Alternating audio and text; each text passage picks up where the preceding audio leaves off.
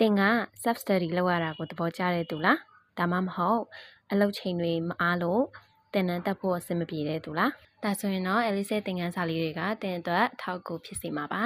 ဒီနေ့ကတော့ထိုင်းစာရဲ့ special သင်္ကေတလေးတွေအကြောင်းကိုပြောပြမှာပါပထမဆုံးတစ်ခုအနေနဲ့မိုင်းတိုက်ခိုးအကြောင်းကိုပြောပြပါမယ်သူရဲ့သင်္ကေတလေးကတော့ဒီလိုပါအတန်ထွက်လေးကတော့မော်အိုင်မိုင်မိုင်းထိုမိုင်းတော်အိုင်တိုင်မိုင်းအိတ်တိုင်ခေါ်ဦးခိုးမိုင်းထိုခိုးမိုင်းတိုက်ခိုးလို့အတန်ထွက်ပါတယ်သူ့ကိုဘယ်ချိန်မှာတွေ့ရလဲဆိုရင်ဒီရဲ့ဆလအေဆလ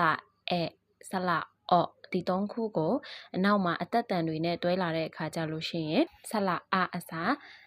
မိုက်တိတ်ခူးပြောင်းပြီးတော့ရေးပေးရတယ်ပေါ့နော်အဲ့တော့သူကတန်တိုဒရကနေပုံပြောင်းလာတာဖြစ်တဲ့အတွက်ကြောင့်မလို့အတန်ကိုတူတူပြက်ပြက်ဖတ်ရပါတယ်ဥပမာဆိုရင်